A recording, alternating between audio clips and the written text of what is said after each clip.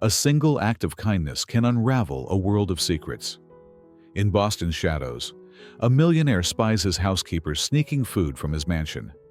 Curiosity leads him to a truth that binds them.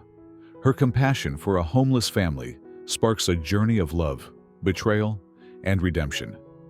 Will their hidden pasts destroy their future or forge something unbreakable? Stay tuned to uncover the shocking secret that changes everything. Drop a comment with your city to share where you're joining us, and hit subscribe to catch every twist of this inspiring tale. What lies beyond their choices? The rain-slicked streets of Boston gleamed under the sodium glow of streetlights, casting long, wavering shadows that danced like specters. James Holloway sat alone in his Beacon Hill mansion, the silence of the three-story fortress, broken only by the soft hum of a security monitor. At 38, he was the master of Holloway Tech, a titan in Boston's tech scene, with a fortune that could buy anything, except, perhaps, an escape from the emptiness that clung to him since his divorce 2 years prior. His eyes, sharp and restless, flicked to the grainy feed on the screen. There she was again. Sarah Mitchell, his housekeeper of nearly a year, slipping out the back door with a bag clutched tightly to her chest. James leaned closer, his brow furrowing. This wasn't the first time he'd caught her hurried exits on the late-night footage. Always the same. A quick glance over her shoulder, a rustle of her plain coat, and then she was gone, swallowed by the night. "Taking something again," he muttered, his voice low, almost lost in the cavernous study. The bag looked heavy tonight, its contents pressing against the worn canvas. Food, perhaps. Leftovers from the kitchen that fed his solitary dinners. His fingers drummed on the mahogany desk, a rhythm of suspicion and intrigue. Sarah was diligent, quiet, her presence as unremarkable as the polished floors she tended. But this was a secret, and James Holloway was not a man who tolerated mysteries in his domain. He stood abruptly, the chair scraping against the hardwood.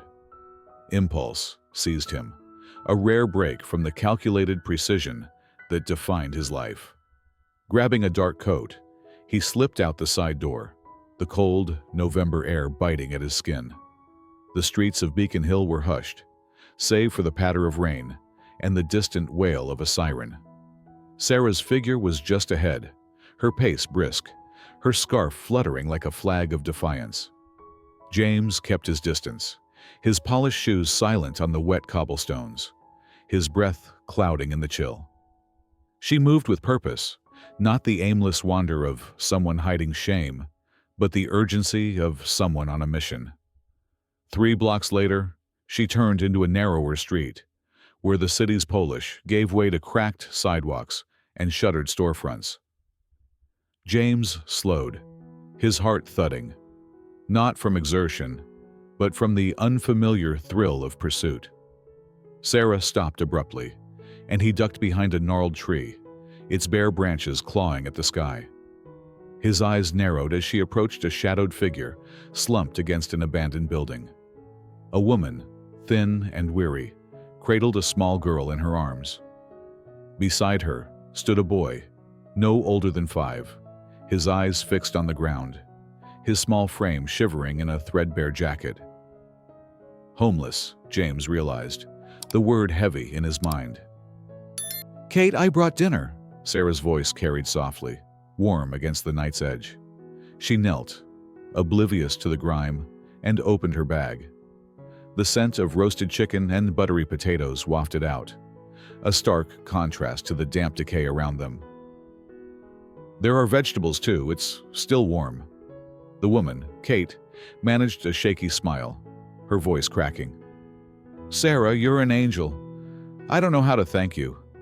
Sarah ruffled the boy's hair, her touch gentle. "Noah, look. I brought that chocolate pudding you like."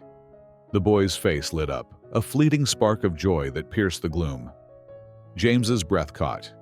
His housekeeper, the woman who scrubbed his floors and folded his linens, was stealing from his kitchen, not for herself, but to feed strangers. He should have been angry, should have felt the sting of betrayal. Yet, he couldn't tear his eyes away. Sarah sat on the filthy ground, her modest coat pooling around her, and helped Kate feed the little girl, Emma, whose tiny hands clutched a spoon with fierce determination. She laughed with Noah, her voice weaving stories of talking animals and brave knights, transforming the desolate corner into something almost like a home. For 20 minutes, James watched, a silent voyeur to a scene that felt sacred. Sarah's hands, work-worn and unadorned, moved with a grace that belied her station. There was no hesitation, no trace of condescension, only a quiet, fierce humanity. When she finally stood, promising to return with more medicine for Emma's fever, James slipped away, his pulse racing. He reached the mansion before her, sliding through a side door and retreating to his study. The security monitor, now a window, to a truth he hadn't sought. The service door clicked shut minutes later, and Sarah's voice, tentative, broke the silence. "Mr. Holloway, anything else before I go?"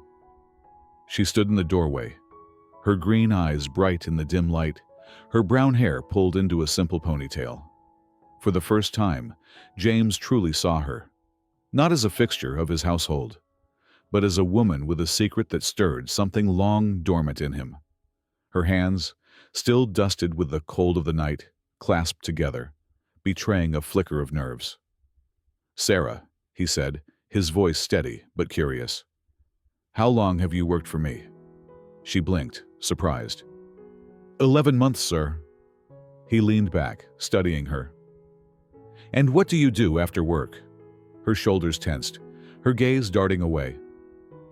"Nothing special, sir. I go home, sometimes clean other houses." His eyes narrowed. "And you never take anything from this house without permission, right?" Her face paled, a deer caught in headlights. "Mr. Holloway, I would never—" "We need to talk tomorrow," he interrupted, his tone firm but not unkind. "Come in an hour early." She nodded, a shiver running through her, and left without another word. James sat motionless. The image of Sarah on that dirty ground burned into his mind. In his world of boardrooms and shallow alliances, her act of compassion was a foreign language, one he suddenly wanted to learn. The phone rang beside him, insistent, but he ignored it. Outside, the rain fell harder, cloaking Boston in secrets, and James knew one thing for certain. Tomorrow, he would uncover hers. The first light of dawn crept through the heavy curtains of James Holloway's study, painting the room in muted grays. Sleep had eluded him. The night spent replaying the scene in that rain-soaked alley, Sarah Mitchell, his unassuming housekeeper, kneeling in the filth to feed a homeless family. Her laughter, soft and genuine, echoed in his mind, a stark contrast to the sterile silence of his Beacon Hill mansion. James sipped his coffee, the bitter taste grounding him as he waited. The clock ticked toward 7, the hour he'd summoned Sarah to face him. His fingers traced the edge of a leather-bound notebook, his thoughts a tangle of curiosity and something he couldn't name, admiration perhaps, or the faint stir of purpose long buried. The service door clicked open, and Sarah stepped into the foyer, her footsteps hesitant on the polished marble. She wore the same plain coat from last night, now damp from the morning's drizzle, her brown ponytail slightly askew. Her green eyes, bright with apprehension, met his as she knocked lightly on the study door. "Mr. Holloway?" Her voice was steady, but her hands betrayed her, twisting the strap of her worn purse. "Come in, Sarah," James said, rising from his chair. He gestured to a seat across the desk, but she remained standing, her posture rigid. The air between them crackled with unspoken questions. He studied her, noting the faint shadows under her eyes, the quiet dignity in her stance. This was no thief, no opportunist. This was a woman with a secret worth uncovering. "Last night," he began, his tone measured, "I followed you." Her breath hitched, her face draining of color. Before she could speak, he pressed on. I saw you with that family, Kate, Noah, Emma. The food you took from my kitchen, the blanket, the way you sat with them. His words hung heavy, and Sarah's shoulders slumped, as if bracing for a blow. If you're going to fire me, sir, I understand, she said, her voice low but resolute. But please let me explain. The food, it's just leftovers, things that'd be thrown out. I've never taken anything valuable, I swear. James leaned forward, his elbows on the desk. How long have you been doing this? She swallowed hard, her gaze dropping to the floor. 6 months. I met Kate after she lost her apartment. Emma was just a baby then, and Noah. He was so quiet, like he'd forgotten how to smile. Her voice softened, a flicker of warmth breaking through her fear. I couldn't just walk by. He watched her, the raw honesty in her words slicing through his usual defenses. In his world of calculated deals and guarded motives, her selflessness was a puzzle. Beautiful, but unsettling. You share your own food with them too, don't you? He asked, recalling the way her eyes had lit up when Noah smiled at the pudding. Sarah's head snapped up, surprise flashing across her face. How did you? She stopped, then nodded. It's not a big deal. I've been through hard times too. James stood, moving to the window, where Boston's skyline loomed, waking under a bruised sky. The city was his empire, built on ambition and precision, yet it felt hollow. He turned back to her, an idea forming, reckless and untested. Do you know how much I donated to charity last year, Sarah? She shook her head, unsure where this was going. $3 million. But not once did I sit with someone who needed help. Not once did I see their faces. He paused, his voice dropping. You did. Sarah shifted, her unease palpable. Sir, what are you saying? James took a breath, the words spilling out before he could second-guess them. I'm offering you a chance to do more. Not just leftovers, not just one family. I want to fund a community center, a place for people like Kate, with real support, housing, jobs, medical care. And I want you to run it. Her eyes widened, disbelief etched into every line of her face. Me? Mr. Holloway. I'm a housekeeper. I don't have the background for that. He stepped closer, his intensity pinning her in place. Background? You've kept a family alive for 6 months on scraps and sheer will. That's more than most executives I know could manage. Sarah shook her head, her voice rising. This makes no sense. You barely know me. Why me? What do you get out of this? The question stung, but James met it head-on. He moved to his desk, picking up a framed photo, face down and dust-streaked. Flipping it over, he revealed an image of himself with his parents, their smiles frozen in time. My parents built Holloway Tech from nothing. When they died 5 years ago, they left me a legacy I've barely honored. My ex-wife called me distant, said I helped people to avoid feeling anything. He set the frame down, his voice tightening. I'm running out of time to change that. Sarah frowned, catching the weight in his words. Running out of time? James hesitated, then plunged into the lie that felt like his only shield. I have a brain tumor. 6 months, maybe a year. The doctors aren't optimistic. Her gasp was soft, her eyes softening with pity he didn't deserve. Mr. Holloway, I'm so sorry. He raised a hand, cutting her off. I don't want sympathy. I want your help. You've shown me what real connection looks like. Help me build something that matters before I'm gone. The room fell silent, the lie settling like dust between them. Sarah paced a few steps, her fingers brushing the edge of her coat. This is crazy, she murmured. I'm nobody. I clean houses. I don't know how to run a project like that. James leaned against the desk, his voice firm. You're not nobody. You're the woman who turned a dark alley into a home for 20 minutes. That's enough for me. She stopped, her eyes searching his, as if testing the truth behind his words.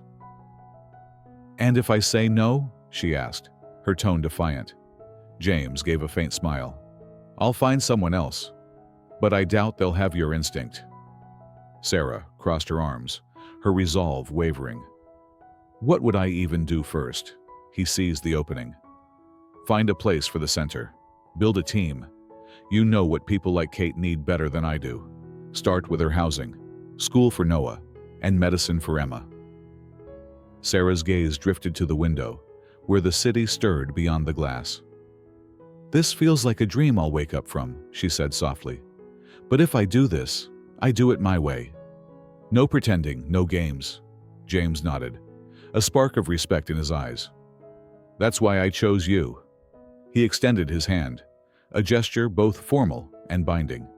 She hesitated, then took it, her grip surprisingly strong. Their handshake was a pact, sealing a path neither could yet see. As Sarah left, the morning light caught the determination in her stride. James watched her go, the lie about his health a bitter weight in his chest. He'd bought her trust with a fabrication, but the vision of that alley, warmth of her kindness, felt truer than anything in his life. Outside, Boston hummed with possibility, and for the first time in years, James Holloway felt the stir of something real.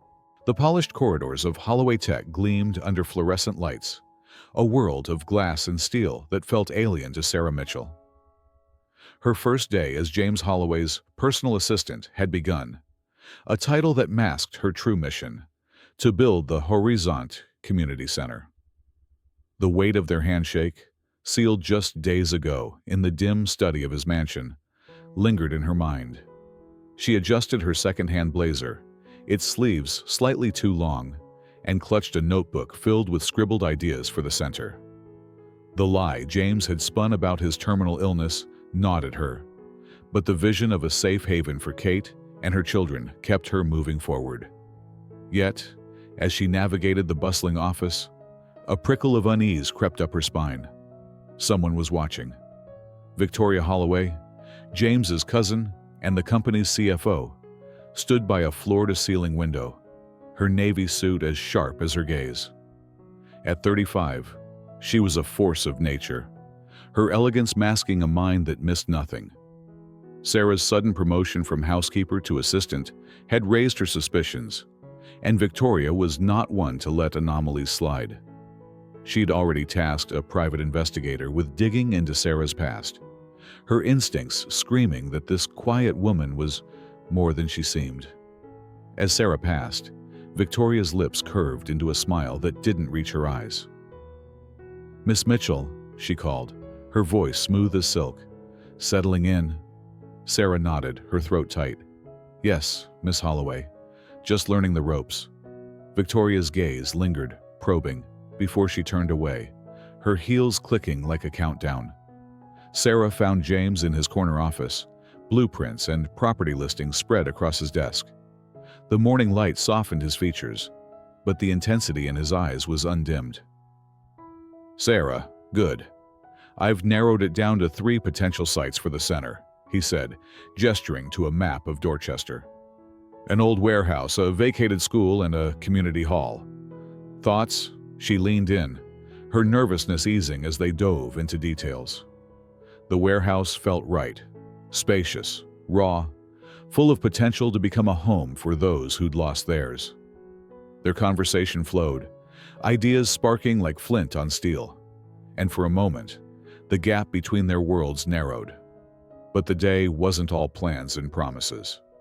By afternoon, Sarah's inbox overflowed with meeting requests and cryptic corporate jargon, a reminder of how out of place she was.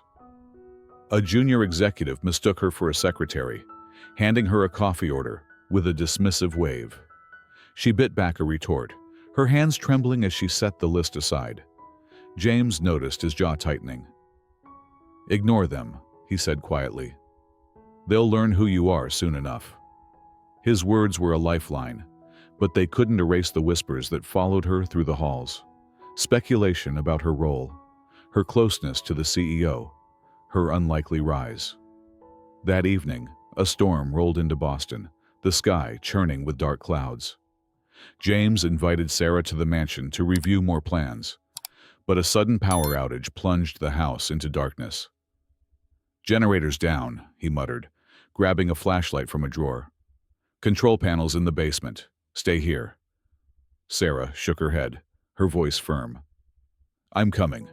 2 sets of eyes are better than 1. He raised an eyebrow but didn't argue, leading her down a creaky service staircase into the mansion's underbelly, a maze of dusty hallways and humming machinery. The basement was colder than the night outside, its air thick with the scent of old metal and damp stone. Their phone flashlights cast eerie beams, shadows twisting along the walls. As James opened an electrical panel, Sarah's curiosity broke through her reserve. "Never pictured you as the hands-on type, Mr. Holloway," she said, a teasing edge to her voice. He chuckled, surprising her with its warmth. "Before the money, I was just a kid helping my dad fix cars in our garage. This," he gestured to the panel, "is familiar territory." She leaned against a nearby crate, intrigued. "Hard to imagine you as anything but the suit in the corner office." He paused, his fingers stilling on a switch. "That's the version everyone sees. But growing up, it was me and Victoria fighting over the family car, sneaking out to concerts, dreaming of something bigger." His voice softened, a rare glimpse beneath the polished exterior. Sarah seized the moment. "What changed?" He shrugged, focusing on the wires. "Money, success, losing my parents. It builds walls you don't even notice." She nodded, understanding more than she let on. "And you? Always been this selfless?" he asked, glancing at her. Her smile faded, a shadow crossing her face. "Not always. I used to think security was everything until it wasn't." She stopped short, unwilling to delve into the life she'd left behind in Chicago. A deafening crash shook the house, lightning splitting the sky outside. James instinctively pulled her close, his arm shielding her as dust trickled from the ceiling. "Just a tree," he said, his voice steady, but he didn't let go immediately. Their faces were inches apart, lit by the faint glow of their phones, and Sarah's heart raced, not from the storm, but from the sudden intimacy. "I think we're good now," she whispered, stepping back. He nodded, clearing his throat, and returned to the panel. "Blown fuse. Easy fix." As he worked, Sarah watched his hands, strong, capable, nothing like the manicured grip of a CEO. "You and Victoria," she said, breaking the silence. "You were close once?"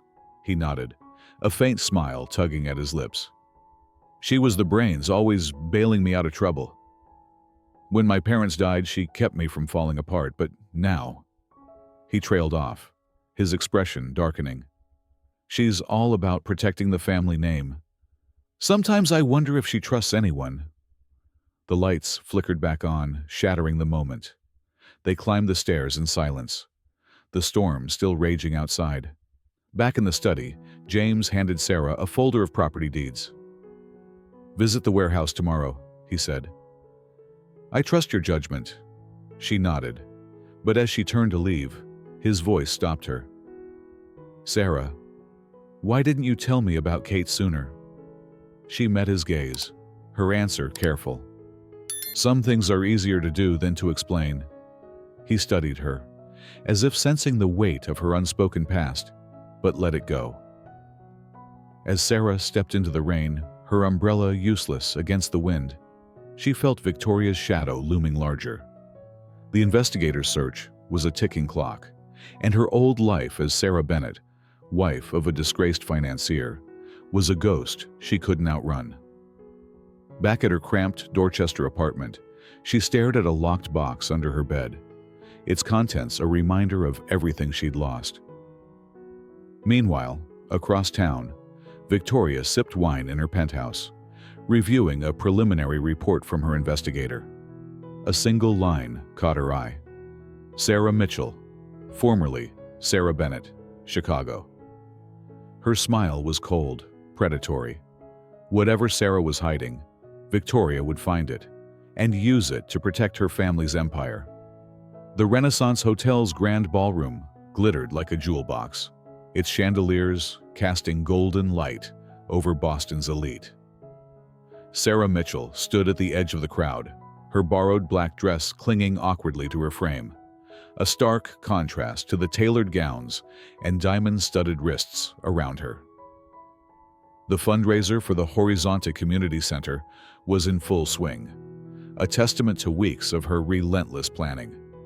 Yet, as champagne flutes clinked and laughter rippled through the room, Sarah felt like an intruder in a world she'd once known, and fled. The warehouse in Dorchester was secured, renovations were underway, and Kate's family had moved into a modest apartment. But the shadow of Victoria Holloway's investigation loomed larger than ever. Tonight, Sarah sensed, was a tipping point. James Holloway moved through the crowd with practiced ease, his tailored tuxedo accentuating the quiet authority that had built Holloway Tech.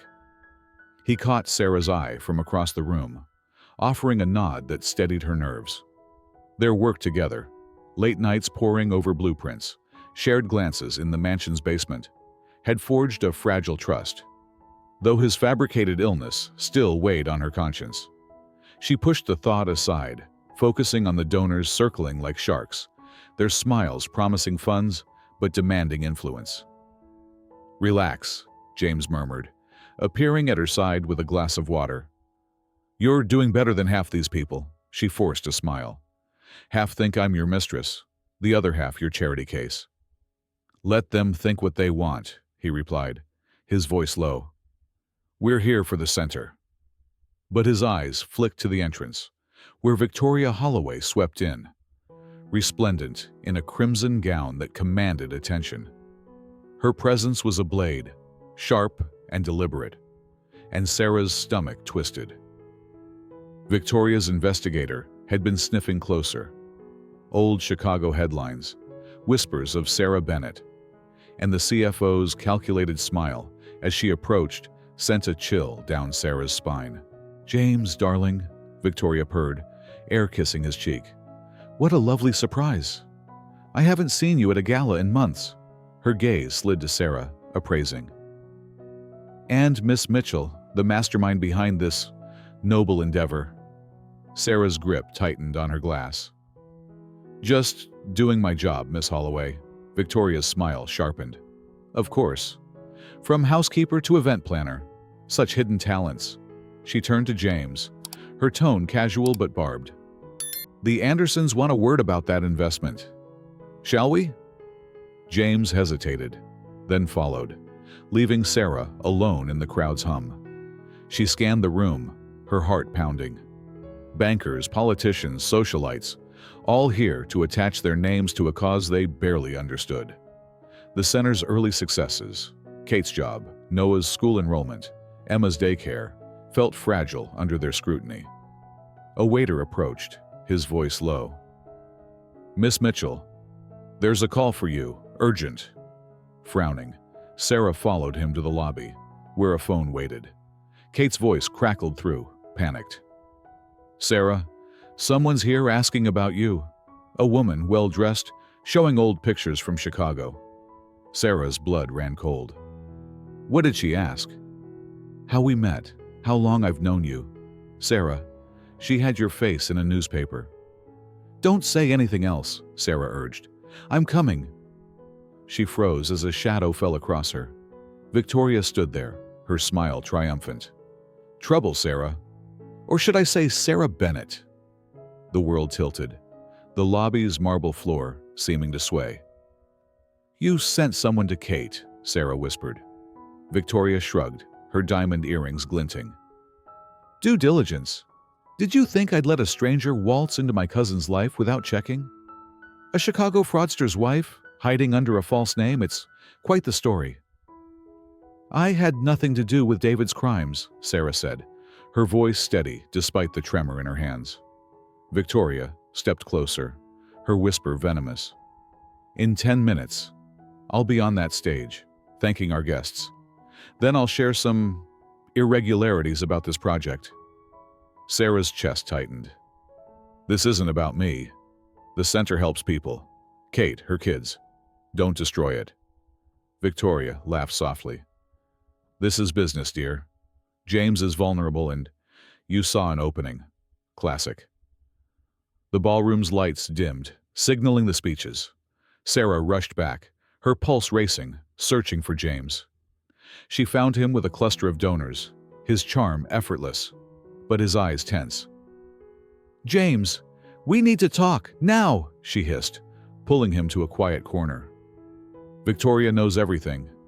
My past, your lie about the tumor. She's going to expose us in 10 minutes. His face paled, the confidence draining from him. How? She sent an investigator to Kate. James, she'll ruin the center.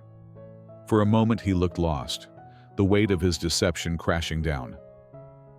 Why didn't you tell me about Chicago? He asked, his voice raw. Sarah flinched. Does that matter now? Yes, he snapped. You were married to David Bennett, a multi-million-dollar scam. You lived that life, Sarah. Never suspected anything? His doubt cut deep, echoing the accusations she'd faced years ago. You're believing her, she said, her voice breaking. After everything we've built. The MC's voice boomed, calling for attention. James ran a hand over his face, torn. I'll talk to her. Maybe I can… What? Make a deal, Sarah interrupted, anger flaring. What about Kate, Noah, Emma? Don't they matter? His eyes flickered with guilt, but before he could respond, Victoria ascended the stage, radiant and poised. The microphone squealed as she adjusted it. Good evening, everyone, she began, her voice honeyed. On behalf of the Holloway family, thank you for supporting this noble cause. Sarah's gaze locked with James's, searching for resolve but found only hesitation. Her heart sank. Before we proceed, Victoria continued, I have an important announcement about the Horizont Community Center and its leadership. The crowd murmured, sensing a shift. Sarah couldn't breathe. She turned, her heels clicking against the parquet as she pushed through the throng, tears stinging her eyes. The cold Boston night swallowed her as she fled the ballroom, the weight of her past crashing down once more. Inside, James's jaw tightened as Victoria's words hung in the air. He stepped forward, his decision made in a heartbeat. Excuse me, Victoria, he said, his voice cutting through the room as he climbed the stage. The crowd hushed, surprised. There's something I need to say. Victoria's smile faltered, her eyes narrowing. James faced the sea of faces, his lie about the tumor, a noose he could no longer bear. Whatever came next, he would face it, for the center, for Sarah, and for the truth he'd buried too long. The Boston night pressed against Sarah Mitchell as she stumbled from the Renaissance Hotel, the gala's golden glow fading behind her. Tears blurred the city's lights, her borrowed dress catching on her heels as Victoria Holloway's threat echoed in her mind. Exposure, ruin, the Horizont Community Center reduced to ash. Her past as Sarah Bennett, wife of Chicago's infamous fraudster David Bennett, had clawed its way back. And James's doubt, his piercing question about her complicity, cut deeper than any headline. She hailed a cab, her breath ragged, and directed it to Dorchester, where Kate and her children waited, unaware of the storm breaking over them all. Inside the ballroom, James Holloway seized the microphone from his cousin Victoria, his heart pounding as the crowd's murmurs swelled. Her crimson gown seemed to blaze under the chandeliers, her eyes narrowing with barely concealed fury. I need to speak, he said, his voice steady despite the lie that had festered for weeks. About the Horizont Community Center, and myself. Victoria's hand twitched, but she stepped back, her smile a mask. The audience leaned forward, sensing a revelation. James gripped the podium, the weight of his fabricated brain tumor pressing down. I haven't been honest, he began. I told some of you I was dying, That was a lie. A way to justify why I cared about this project. The truth is, I was moved by someone else's kindness, and I didn't know how to explain it. Gasps rippled through the room. Victoria's gaze bored into him, but James pressed on. The center is real. It's given families like Kate's a home, a future. And it's led by someone who knows what loss feels like. He paused. Sarah's absence, a void in his chest. I'm donating $30 million of my personal fortune to ensure it continues. The crowd erupted in applause, but Victoria's face was stone. James stepped down, ignoring her, whispered, "You'll regret this." He scanned the room, realizing Sarah had fled, and dread coiled in his gut. He had to find her before Victoria's venom spread further. In Dorchester, Sarah knocked on Kate's apartment door, the modest space a beacon of their shared struggle. Kate answered, her face etched with concern, Noah clutching a toy car behind her. "Sarah, what happened?" Kate asked, pulling her inside. Emma slept in a crib, her tiny breaths a reminder of why Sarah had risked everything. "Victoria knows who I am," Sarah said, her voice hollow. "She's going to tell everyone I'm Sarah Bennett, tied to David's fraud. And James? He thinks I might have known." Kate's eyes widened. "That's not you. I was there, Sarah. I worked the case." Sarah froze. "What?" Kate nodded, her voice firm. "I was a legal assistant in Chicago when your husband's firm crashed. I saw you bring evidence against him months before the scandal broke. No one believed you, but I knew." Sarah sank onto the couch, stunned. Kate had recognized her from the start, their bond forged in shared ruin. "Why didn't you say?" Sarah whispered. Kate squeezed her hand. "You were starting over. It wasn't my place." A knock interrupted them, urgent, insistent. Sarah tensed, fearing reporters. But it was James, his tuxedo rumpled, rain dampening his hair. "Sarah," he said, stepping inside, his eyes searching hers. "I'm sorry, I shouldn't have doubted you." She crossed her arms, hurt, still raw. "You believed Victoria over me." He ran a hand through his hair, anguished. "I was wrong. But she's not stopping. She's spreading rumors, tying you to a new scandal at Holloway Tech, saying the center's a front." Kate stepped forward, her voice sharp. "That's a lie. Sarah's clean. I have proof. Documents from Chicago, emails you sent to the firm, trying to warn them about David." James's jaw tightened. "Then we use it. We go public now." Sarah shook her head, panic rising. "Public? My name's poison, James. It'll taint the center." He met her gaze, resolute. "Your story's not poison. It's proof of what the center stands for, second chances. Let's tell it before Victoria twists it." By midnight, they were back at Holloway Tech's headquarters, a makeshift press conference hastily arranged. The lobby buzzed with reporters, cameras flashing like lightning. Sarah's hands trembled as she stood beside James, her blazer swapped for a simple sweater, her past a weight she could no longer dodge. He took the lead, his voice commanding. "Tonight, I admitted to a lie about my health to explain my commitment to the Horizonte Community Center. But the real story is the woman beside me." He turned to Sarah, his nod a silent anchor. She stepped to the microphone, her heart thundering. "My name is Sarah Bennett," she began, the words slicing through years of silence. 6 years ago, I was married to David Bennett, a financial consultant who defrauded millions in Chicago. When I found out, I tried to stop him, reported him to the authorities, but no one listened. After he took his life, I lost everything, my home, my friends, my identity. The room was silent, cameras capturing every word. I came to Boston as Sarah Mitchell, a housekeeper trying to rebuild. Then I met Kate and her kids, living on the street. The center was born to give people like them, and me, a chance to start over. She glanced at James, drawing strength. There are rumors linking me to Holloway Tech's troubles. I had no role in them. My past taught me what loss feels like, and I've poured that into helping others. Kate stepped forward, holding a folder. These documents prove Sarah tried to expose her husband's fraud, she said, her voice clear. She's no criminal. She's a survivor. The reporters surged, questions flying, but Sarah felt a strange calm. For the first time, her truth was hers to tell. As the conference ended, James pulled Sarah aside, his voice low.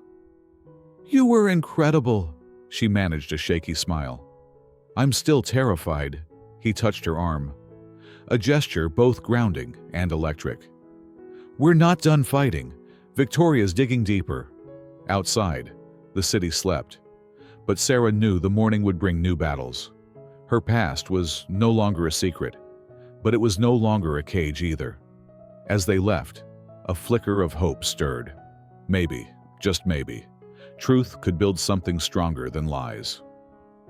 The Holloway Tech lobby, still buzzing from the press conference, felt like a battlefield as dawn broke over Boston. Sarah Bennett, her true name now a banner rather than a burden, stood by a window, the city's skyline a jagged silhouette against the pale sky. Her voice, raw from bearing her past to a room of flashing cameras, echoed in her mind. "I'm no criminal. I'm a survivor." James Holloway's steady presence beside her during the ordeal had anchored her, but the weight of Victoria Holloway's ongoing vendetta pressed hard. Rumors tying Sarah to Holloway Tech's financial troubles swirled, threatening to unravel the Horizont Community Center. Yet, as reporters dispersed, a new tension hung in the air. Something was shifting, and Sarah sensed it like a storm on the horizon. James's phone vibrated, shattering the quiet. He glanced at the screen, his jaw tightening. "It's the board," he said, stepping away to answer. Sarah watched him, his silhouette framed by the lobby's glass walls, and felt a pang of gratitude mixed with unease.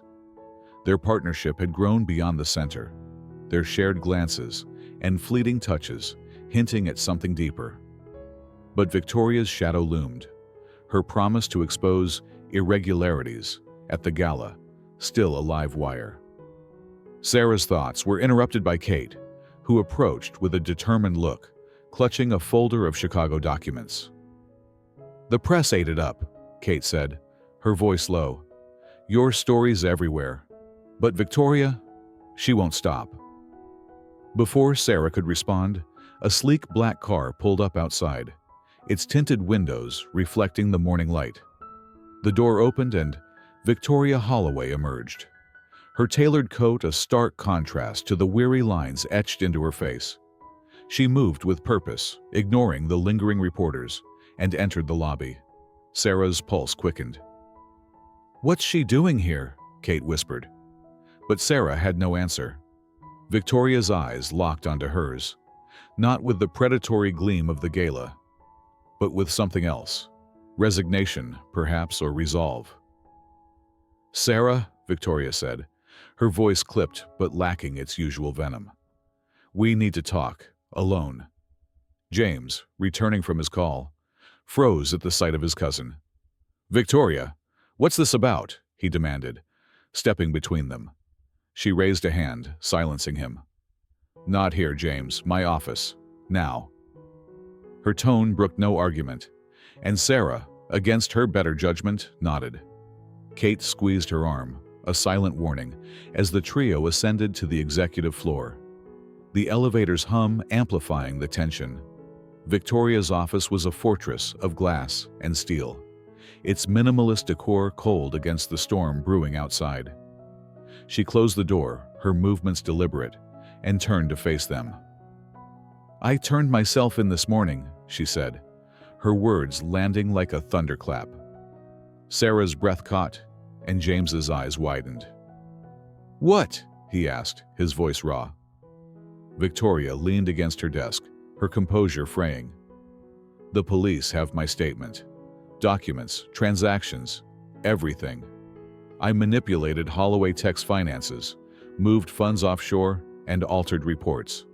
It's all there. Sarah's mind raced. Why now? Victoria's gaze met hers, unflinching. Because it's over. The board was closing in, and I'd rather face the consequences than let the company collapse under speculation. James stepped forward, anger flashing. You did this to save the company? By breaking the law? Victoria's laugh was bitter. You were drowning after your divorce, James. Competitors were circling, investors pulling out. Someone had to act. I made hard choices. Illegal, yes, but necessary. Sarah's heart sank, the echoes of her ex-husband David's justifications ringing in her ears. You sound like him, she said softly. David thought he was saving his empire too. Victoria's eyes narrowed, but a flicker of understanding passed between them. The difference, Sarah, is I knew what I was doing, and I'm not running. She opened a drawer, pulling out a thick envelope and slid it toward Sarah. These clear you. Emails, records from Chicago. Proof you tried to stop David's fraud. And more. I admitted I considered using the center as a cover for my actions, but stopped when I saw its impact. James snatched the envelope, scanning its contents. You donated $5 million to the center, he said, stunned. From your personal account. Why? Victoria shrugged, a ghost of a smile on her lips. Call it a moment of weakness. Or maybe I saw what you two built and realized it was worth saving. Sarah's throat tightened. You could have blamed me. Let the rumors stick. Victoria's gaze softened, almost imperceptibly. I thought about it. But you're not the enemy, Sarah. You never were. A knock at the door broke the moment. 2 plainclothes officers entered, their expressions grim. Victoria Holloway, we need you to come with us, one said. She nodded, straightening her coat. I'm ready. As they escorted her out, she paused, looking back at James. Protect the center. It's better than our name ever was. The door closed, leaving Sarah and James in a silence heavy with shock and possibility. Hours later, they stood in Dorchester, the warehouse that housed the center, alive with construction. Sarah's mind churned. Victoria's sacrifice, the cleared name, the center's future. James broke the quiet, his voice gentle. She gave us a chance, Sarah. But the press will dig into everything now. She nodded, her resolve hardening. Then we keep telling the truth. No more lies. He met her gaze, something unspoken passing between them. As rain began to fall, he stepped closer, his hand brushing hers. Together, he asked, his voice barely above a whisper. Sarah's heart raced, the boundary between them dissolving in the damp air. She nodded, and his lips found hers, a kiss tentative but fierce, sealing a bond forged in crisis. As they pulled apart, rain streaking their faces, Sarah smiled, a flicker of hope igniting. Together, she said, her voice steady. The center's scaffolding loomed behind them, a promise of new beginnings. But the world beyond was watching, and Sarah knew the hardest tests were yet to come. Spring's first breath whispered through Boston, softening the city's edges with budding trees and slanting sunlight. Sarah Bennett stood in the Horizont Community Center's courtyard, watching children chase each other across freshly laid grass. Noah, now 6, darted past, his laughter a bright thread in the air, while Emma, nearly 3, toddled after, her colorful rain boots splashing in a puddle. 6 months had passed since the press conference that bared Sarah's past and Victoria Holloway's crimes. Yet, the center thrived. Its walls painted with hope, its rooms alive with families rebuilding their lives. The kiss she'd shared with James Holloway in the rain outside the warehouse lingered in her memory, a spark that had grown into something steady, unshakable. But today, a new chapter beckoned, and Sarah felt its weight in her bones. Inside her office, a modest space cluttered with blueprints and thank you notes, Kate approached, her legal pad brimming with updates. 5 new families arrive tomorrow, she said, her voice warm with pride. As the center's legal coordinator, Kate had transformed from a homeless mother into a pillar of its mission. 12 kids, all settled with apartments and school placements. Sarah smiled, marveling at her friend's resilience.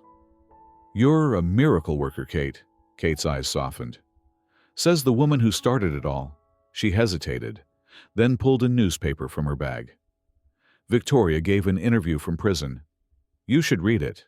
Sarah took the paper, her fingers brushing the headline.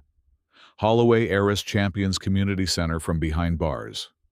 Victoria, serving a 3-year sentence for financial misconduct, had praised the center as the Holloway family's true legacy, urging corporate leaders to follow its model. The words stirred a complex ache in Sarah. Gratitude, yes, but also awe at the woman who'd once sought to destroy her.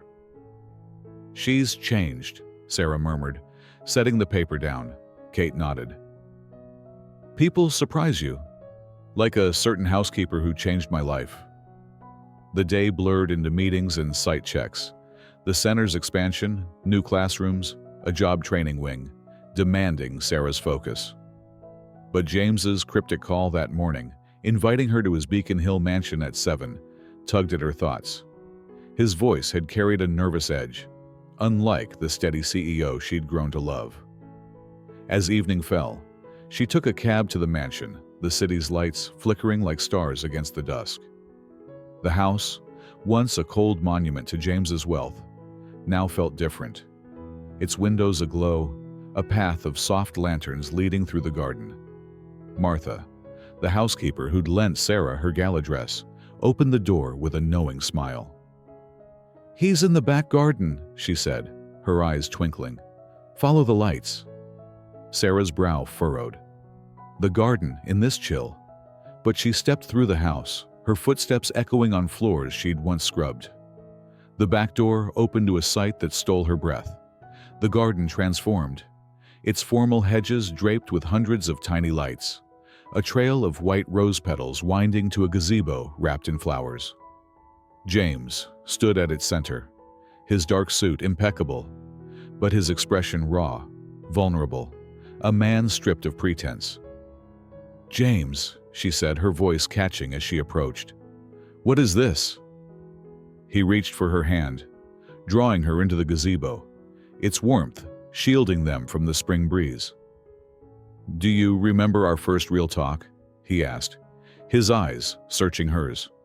"Right here when you thought I'd fire you for helping Kate." Sarah nodded, a smile tugging at her lips. "I thought my world was ending." He squeezed her hand, his voice low. "Mine was beginning." He stepped closer, the lights above casting a halo around him. "Sarah, that day I lied about being sick because I couldn't explain why your kindness shook me. You showed me a world where value isn't in wealth, but in what we give." His words trembled with emotion. "These months, Victoria's fall, the center's fight, our fight, have been the hardest and truest of my life." To Sarah's shock, he knelt, a velvet box appearing in his hand. Her breath hitched as he opened it, revealing a sapphire ring, simple yet radiant, encircled by tiny diamonds. "This sapphire," he said, his voice thick, "reminds me of your eyes that day you stood up to me, fearless. Sarah Bennett, you taught me the courage to face my past, to build something real. Will you marry me? Not just to share a project, but a life." Tears spilled down Sarah's cheeks, her journey flashing before her. Chicago's collapse, Boston's shadows, the center's rise. "Yes, James," she choked out. "Yes." He slid the ring onto her finger, rising to pull her into a kiss that was both promise and home. Weeks later, the center's main hall bloomed with flowers for their wedding, its simplicity a reflection of their shared values. Guests filled the space, not Boston's elite, but families like Kate's, staff, and astonishingly, Victoria, escorted by discreet guards under special permission.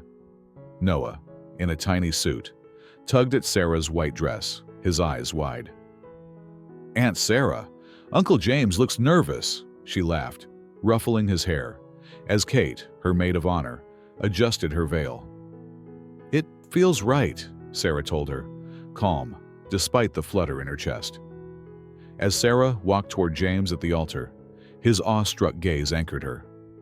Their vows, written from the heart, wove their story. Her act of kindness, his curiosity, their shared redemption.